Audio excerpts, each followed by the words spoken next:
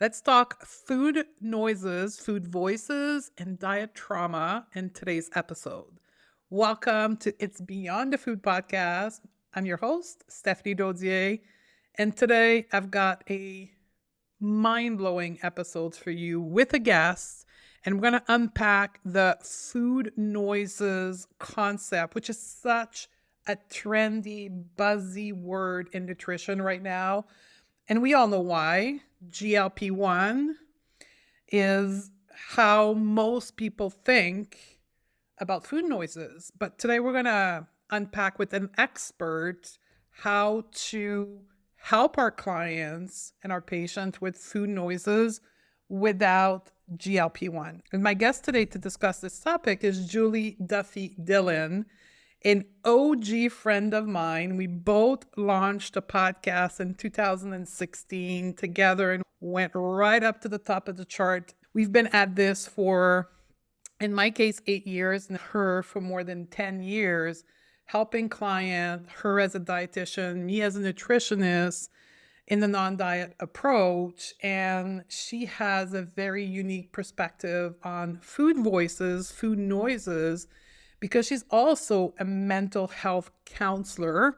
I'm a coach. So both of us, our approach are about looking at cognitive function, looking at thoughts and beliefs and feelings as a way of helping people with eating, food, body image, and diet trauma. We share the same perspective on diet trauma, which I can't wait to share with you. If you're listening to this, timed on March the 25th is the release date of my friend Julie's book, Food Voices. Consider purchasing her book because it will give you the exact protocol, step by step, on how to help with food noises and diet trauma with your clients. So without further ado, let's roll in the interview with Julie. Welcome to the podcast, Julie. Thank you, Stephanie. It's so good to see you again. I'm excited to reconnect and catch up on everything. 4 years later. Yes, what a time. You were on the podcast, I was just looking before, we did an episode on PCOS because that's what, so, and today you're here because we want to celebrate that you've just written a book. Congratulations. Thank you. Show it to us. Show us. Yay. It's going to be out in just a few weeks. So thank you. What is the date exactly? So the people listening know if it's out or not. March 25th. Amazing. Yes. Thank you. And your podcast is your brand, your voice. So it's you've given birth to your brand, find your voice, and you've taken your 20 years of experience and put it into a book. Yeah, I've wanted to do this for a long time, so it was time. Yeah. And for people who are not listening in video, we were comparing before starting our gray hair. How long we've been around the block. Yes, I'm turning 50 this year, so it's like a great time in my life. It's a really crappy time where I live in my country, but besides that, I feel like this is a great time in my own personal life. Yeah. So you're American? Yes. I'm Canadian, and today is March the 6th. Yeah, we're recording this, and we got a flavor of your president a couple days ago with the tariffs. So I feel you. Yeah. I turned 50 on February 9th. I'm ahead of you. Oh, we're both in the same year. Nice. Yeah. Yes, that's probably why we connect. We have a lot in common. Yesterday, somebody asked me my age, and I caught myself saying 49. And I'm like, oh, no, I'm 50. It was the first time I was saying it publicly to someone. Yeah. Well, now it's the second, so this is great. Yes. Okay, let's talk about that book. And I wanted to get this on the recording. Yeah. As OG in this field, we've read all the books from our colleague. I've read all the books from the people, interviewed all the people. And I was reading your book. It's different. Tell me how. It is written in format of a letter. Like the very first chapter, it was the basis of your podcast where people were writing in letters their food, and then people were doing a form of therapy, talking to food in their letter. And that's what your podcast was about. And they decided that you translated that into a book, and you're sharing those letters, and you're sharing how to change those food voices, just as a person who's read all the book, you kept me captivated through the whole book. That is, like, seriously the biggest compliment. Thank you so much. I didn't wanna write another textbook. I feel like we have some colleagues that are amazing at their research and journalism, and that's just not my strength. Uh, yeah, so thank you. That means a lot. And the book was written not as a textbook, not as a Mhm. how-to, but more as a journey. Mhm. And I want to start asking questions about the book, but I want to start with the first part of the book where you tell your story. Mhm. And one of the story that that kept me reading was that moment that you say changed everything, like the big cry moment. You kept teasing about it through the first chapter, and then you were not giving it to us. And then we got to the place where you were teaching that class, the Mhm. positive body image class. And I think this is a great question if you can tell the story, because it's going Sure. to give people context to who you are if you've Mhm. never listened to Julie before. So, what is that positive body image class in the big cry? The big cry was a moment. It was like it changed everything for me, and I think as I say this, so many of us have a moment like this. They may not be sobbing in their boss's office like I was, but they'll have a moment where just everything changes.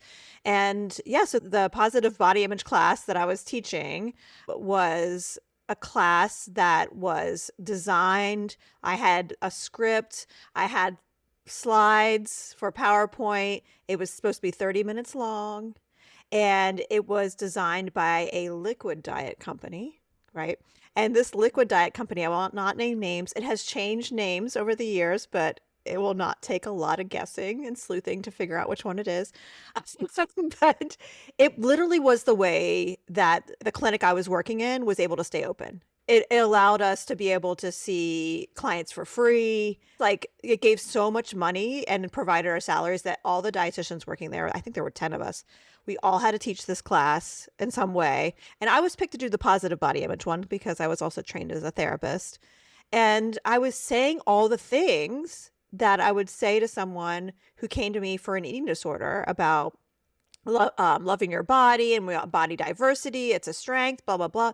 But at the same time, I was like looking at everyone in the room that had just met with the doctor to get weighed and to get scolded if they didn't lose enough. And they were holding all their like boxes of food for the next week, you know, because they got like the powders and stuff like that from this liquid diet company. Yeah, that what they were gonna be starving themselves with. I just could not do it. So it was supposed to be a 30-minute class. It was 3 minutes. It was like a holding this like, I am supposed to be helping people, but I was harming, and I just dismissed the class. And then the next day, my boss was like, "Listen, people were complaining because they paid for a 30-minute class." And I just started to cry and I said, "I can't do this anymore. I know that I'm hurting people by putting them on the path to diet and teaching all these diet tools. And who am I? I'm like this person who's never been in a higher weight body and I'm white and I'm able bodied and like I have all this privilege. I'm like, I don't know what people are experiencing in their life and I don't have the answers." And she was like, "Listen," I mean, she was real nice, but she was like, "Listen, I mean, if you want to have this job, you need to do this." And the stars aligned in that moment. I got real lucky. It was just luck, but you know, someone that was working at the time at the same clinic had been also working at a therapy office, and she's like, "I know we have a place to sublet for like $200 a month," and I'm like, "Ooh, I could do that." I, I was getting married, so I in the U.S. at the time, I had to, you know, you had to get your insurance through your job or through a marriage or something, and so I was like, "Oh, I can get health insurance another way." And so I was like, "All right, that's it. I quit." So I within a week I quit that job. And I was like, "I can't do it this way and like sleep at night." And I really was there's this ethical side of pushing dieting that I couldn't tolerate anymore. And I was lucky enough to be able to have a way out, basically. Yeah. How long ago is that? I opened my practice in January of 2005. So 20 years ago. Yeah. 20 years ago is when you said, like, something is wrong with this way of doing. I Mhm. have to find someone else, but you did not know what to do anything else. You just knew that this was wrong. I knew it was wrong, and I had just read Intuitive Eating a year earlier. I didn't feel like I was able to do this work for a couple years. I saw it not working, but I just thought maybe I'm not supposed to be a dietitian. Like this whole like career path is just crap. But then thankfully someone handed me the Intuitive Eating book and was like, "Well, maybe before you quit, you should read this." So I at least had some colleagues doing it before me, you know. Yeah. Yeah. We have a very similar path. Mine is a client crying in a session, coming back in a follow-up session and crying because she said, quote, "I disappointed you. I couldn't stick with it." Oh. And then she left my office crying. And then the next client came in and gave me a book called Health at Every Size, the very next session. Shut up. I know. Within like 50 minutes, I'm like, okay, the universe, I don't believe in God, I believe in the universe. Like, the universe is talking to me. Like, Sometimes who's looking at the me? universe provides, I tell you. It'll hit you And over the then I head went with home it. crying. I'm like, what the fuck am I doing? I just Yeah. graduated and this is all bullshit. And go through the reinvention. And Mhm. here you are being the book that perhaps will be given to another dietitian. Oh, I hope so. I Oh, that's such a know. sweet way to think about it. Oh, you're giving me all the warm fuzzies today. I'm glad. Yes. So you talk about food voices, and this is Mhm. something because of your therapy background, because of Mhm. my coaching background, like we've always aligned. And for you, you talk about food voices. And at the very beginning of the book, and I'll mention a page here, page 13, you say most non-diet tools are misunderstood. Mhm. All or nothing culture food belief blocks your access to your healing and finding your food voices. Mhm. So, can you tell us what in your world you describe as food voices? Yes. So, each of us is born with this like internal system to know when to eat, how much, and what choices to make based on what is available. And it is something that is communicated through things we may have learned through intuitive eating, like hunger and fullness. But I think it's also fatigue, mood, satisfaction. And it's a knowing that has a foundation in something very, very important to name. Like a food voice is always going to have unconditional permission to eat. Like there's not rules and regulations. It's always kind, it's always nurturing, it's always flexible. And it also is in a place of understanding that sometimes we have circumstances that block access. So maybe certain foods that we really want aren't available, we don't have time, or there's oppressive systems, or we're sitting at a table with someone else where we feel like not safe in our body. So we get the salad instead of what we really want. Like it's unconditional permission for what the circumstances are, but also a kindness that really is driving us to have enough to eat. And that's why I say there's all these outside systems and voices and rigid ways of teaching food that block it, because when we take out that unconditional permission and that compassion, it keeps us from that knowing. It makes us like doubt what we are just born with. And I do think it's a human right to have this. Like we were born with it and we Mm. should do everything in our power to keep access to it and then like remove other people's blocks from theirs at the same time.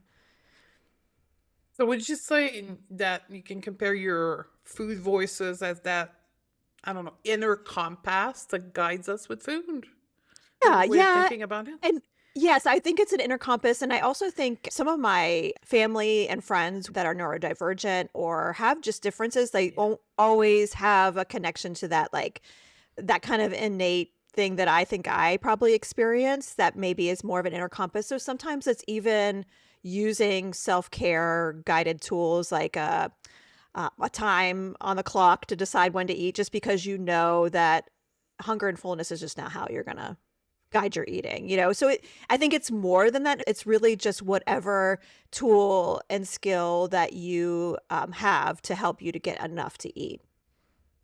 And what are those complexity of those blocks that Hmm. you've talked about neurodivergence, and that's a hot topic these days, right? The Hmm. awareness is being raised on neurodivergency. how is neurodivergency in all its form Mhm. impacting the food voices?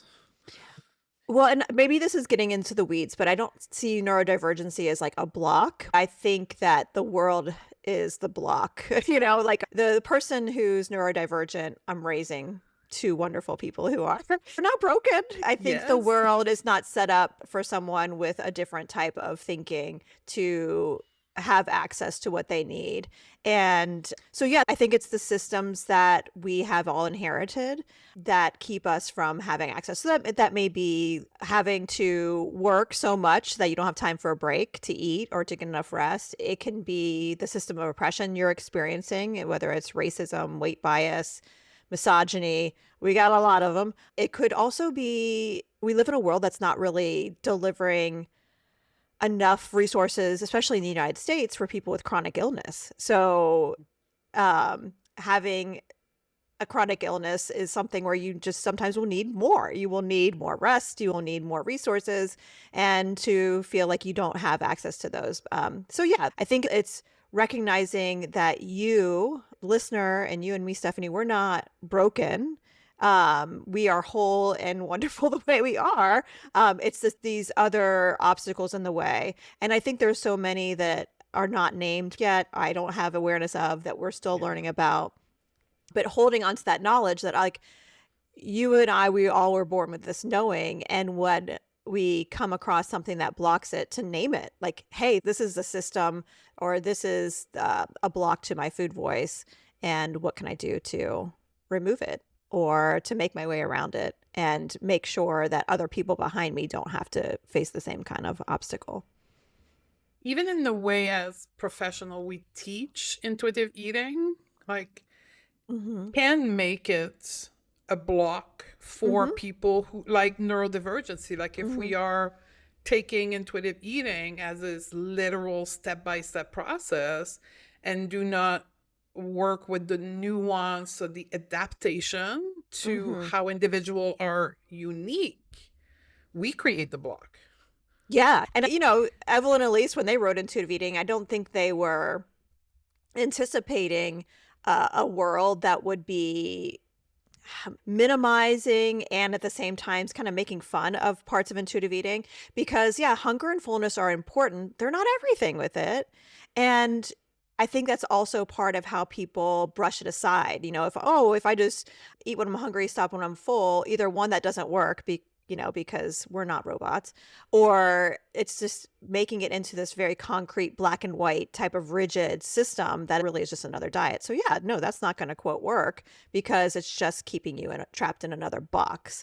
And that's what Find Your Food Voice is about, is like, I don't want you in the box. Like, let's build a way for you to get out, and then you can decide where you want to like land and what it's going to look like for you. And it's very individual. You know that in your work too. Like, everyone's going to have their own individual way to do this. So let's set you up to succeed and how that's going to look. Yeah.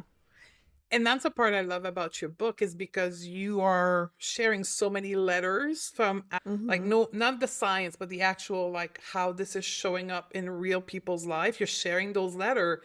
So as a reader, it brings that diversity and how it actually shows up in people's life. So Yeah. both from a client or from a professional, it allows you to see many different presentation of. Yeah, that was really important to me. And I'm so glad that I decided to do that with my podcast many years ago and with this book too, because so many people that I work with, they don't share their lived experience. And so I don't know. Like I consider myself, I don't know how you think of yourself, but like I really see my role oftentimes is to be a historian and to be like almost like a secretary, to be like writing things down and keeping track of what you're telling me, and then like showing you what you just have told me over the last couple Yes. years. My job is not to be like, I know what's better. I may be able to also show you other people's histories. And that's what this book is, I hope, doing, is communicating these are other people's histories, and I weave in stories throughout to show that, like, how it can over time, how it can look for you, as just an example. Suitcase. That's my I next question. I And I love wonder that. if you I have a quote from the book, and you're taking us through the journey in the book of one of your particular clients, and this is your words. I greet you at my office door, and you show up into my therapy room, which is the room we're in right now with the big green Mhm. couch. Mhm. You sit on the green couch, and that's when I notice your very heavy suitcase. You keep it hidden at first, yet when you sit down, the suitcase lands on the floor with a thud. I see you trying to not make a big deal about how heavy it is, and I hear you apologize for dropping it. You want me to believe the suitcase has nothing to do with why we're meeting. Bracket you as a dietitian and then your client. Mhm. What is that suitcase? Mm. It's everything that any dieter, like all the things that they're carrying. And I'm a big sucker for like metaphor.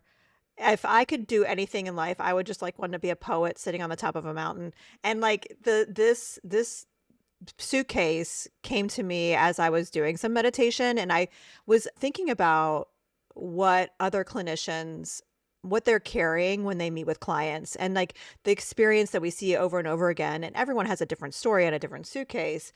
But by the time people come into those of us who do 9 diet work, they have been on probably a good 100 diets. And taking all the blame for it not working and for feeling so tired and sluggish and ashamed. But the whole time, it's like this suitcase just full of stuff that they don't even want to share. Like, there would often be, especially in the beginning, clients not wanting to really honor how painful the diets have been and make it seem like that's really what made them feel so great was this diet.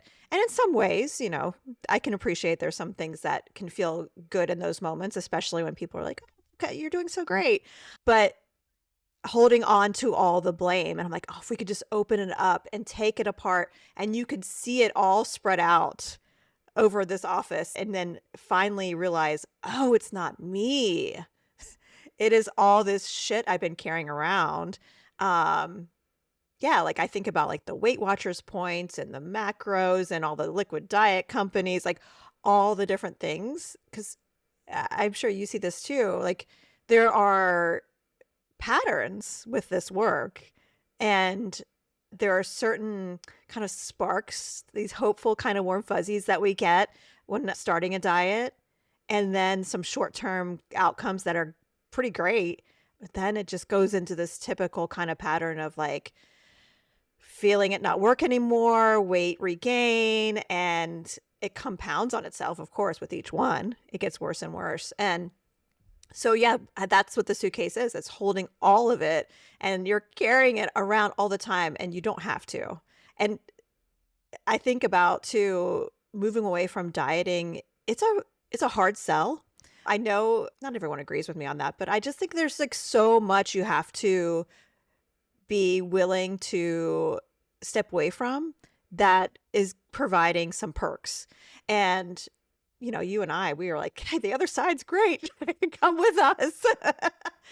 But it can be hard. It can be a sorrow too. So really examining every single one and deciding for you, is it time to go or not? And I think, yeah, you don't have to keep carrying it around with you. So yeah. And I where you acknowledge that for clients, for people, they think that it has nothing to do as to why their behavior with food is so quote unquote problematic. And that's why they Mhm. come to see us. Like, I have a Mhm. problem with food, Mhm. but that suitcase has nothing to do with it. Just leave the suitcase alone. Let's Yeah. just tell me what to Yeah. do with food, right? Yeah, they think it's almost like a toolbox or something that's like helping them to get out of a jam because they're broken, but like, no, no, no. This is the thing that's actually making you feel unhinged. Yeah. Mhm. And being capable as professional to open that suitcase with them and connecting the Mhm. dots to what they think is a problem and how unpacking that suitcase will Yeah. actually help them heal their relationship with food. Right. And this is something that I was starting to say, but I kind of lost my train of thought, went somewhere else because like some people, they're like, let's just light a match and blow this thing up. And I'm like, all right, I got my blowtorch. But then for other people, no, they like need to like take their time and go through each one. And then there's, people in between there. And I'd say that to mean this may be a quick process for you, or this may take years. And there's no right or wrong. We live in this world that's making it really complicated. So, Stephanie and I are here for the long haul where, yeah, as long as it takes. Where you talk about dieting being traumatic or engaging in the conversation around our, I don't want to say dieting or period of time that you were dieting a trauma. What is your opinion on that? I think it's time to name diet as a trauma. Like the dieting experience is traumatic. And I can appreciate the naysayers in this moment, like, whatever, just because it's so common to diet. That's why I think people think it's not a big deal and it's flippantly give out as a recommendation all the time. But if I talk about this in the book, if you were in a place where you're almost drowning and you're gasping from air, just, finally someone saved you out of this like big ocean and you're gasping for air, and then you have anxiety about it and your brain is like in a loop, just like remembering what's happening, and then you're having nightmares about it. And maybe you don't want to be near water forever again. People are not going to say that you're obsessed with oxygen or you're an oxygen addict. But, as a human being, we have 5 basic needs. And oxygen's one: shelter, hydration, sleep, Sleep. which is an important one for me, sleep, and food.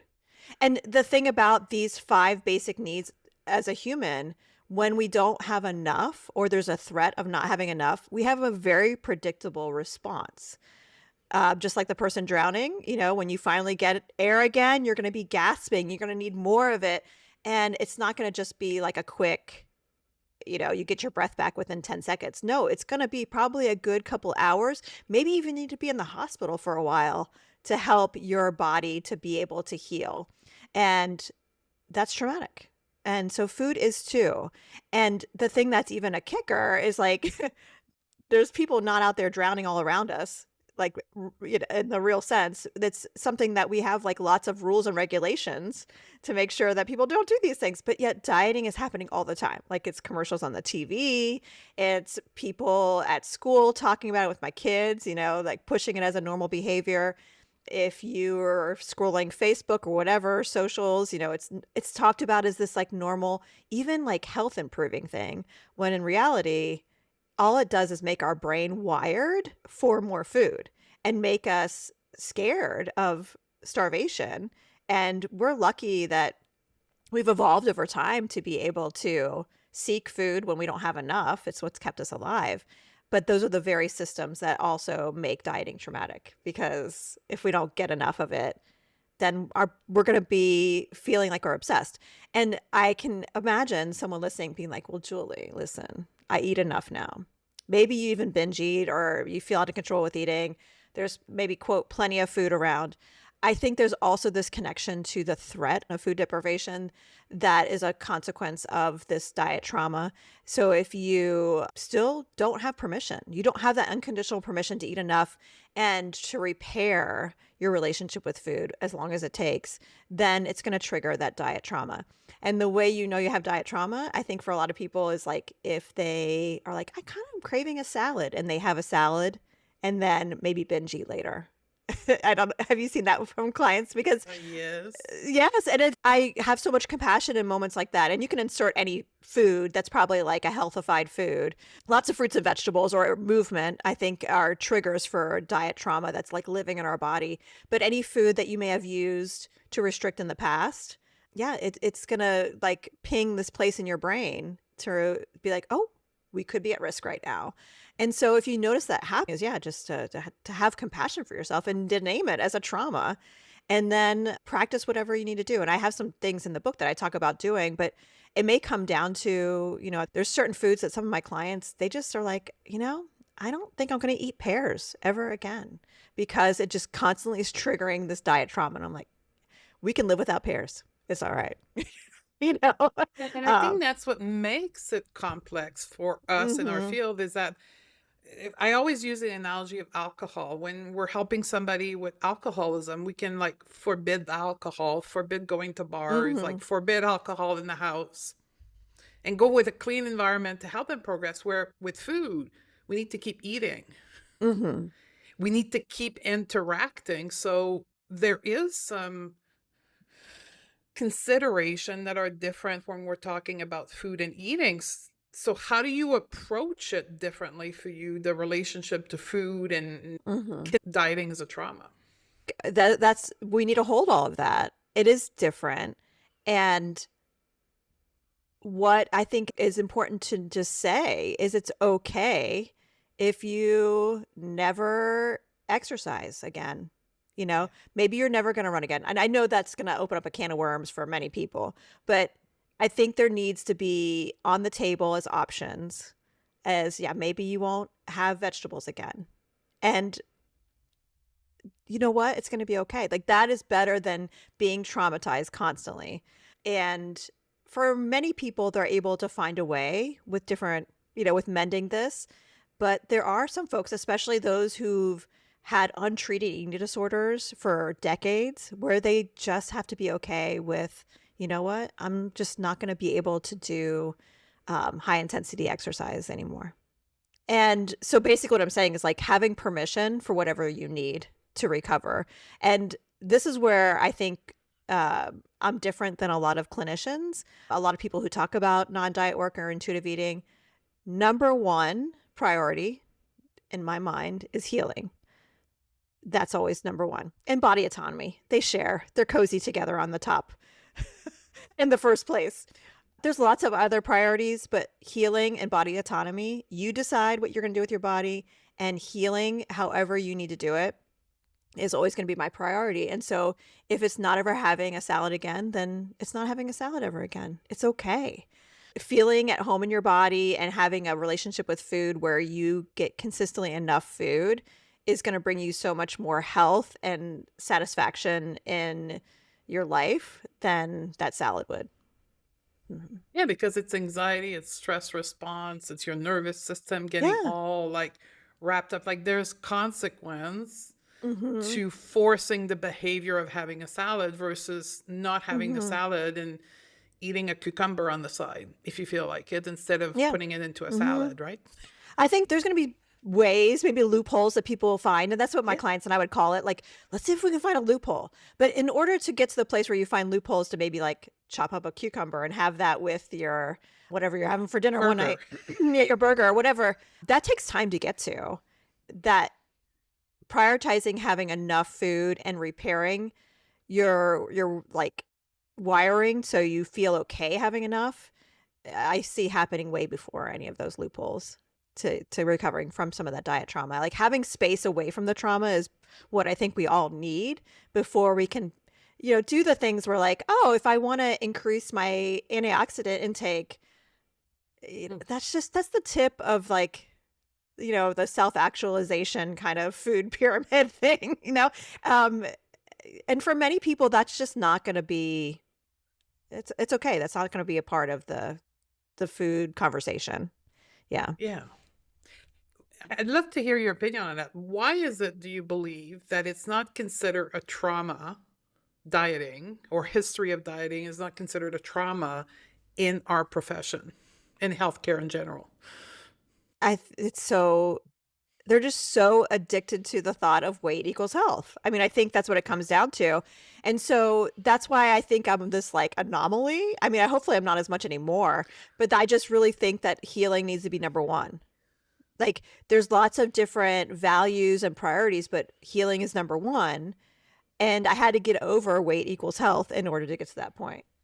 And for so many people, they can't do that. That let them eat cake? What? And it takes it even a step further, like, let someone not eat a vegetable? Yes, yes, because I think a person deserves to have freedom and the access to the innate way of taking care of themselves without shame more than I care about how much kale they eat. Yeah. You're definitely a pioneer. I think our niche, our industry, and our specialty is a pioneer. And I'd like to give you an analogy because you love analogy. I love I was them. listening. Bring it. Do you love Downtown Abbey? Well, no, but I know enough about it to get references. Okay.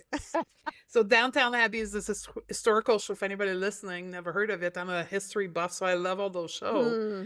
And it's during World War One, and one of the character comes back from the war, and he has PTSD, which is unknown at the time. The best that they can describe it, people are starting to describe it as shell shock, full on trauma response that this character is experiencing. Like we are Hmm. seeing the dieting, the trauma response, the body image and food. Hmm. We are naming it, but the rest of the world hasn't caught up.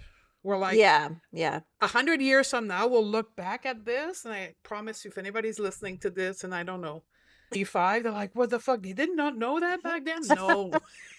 And what are these ancient things called podcasts? Yeah. So, Yeah. so one of the most magical moments for me was in, I think, 2017.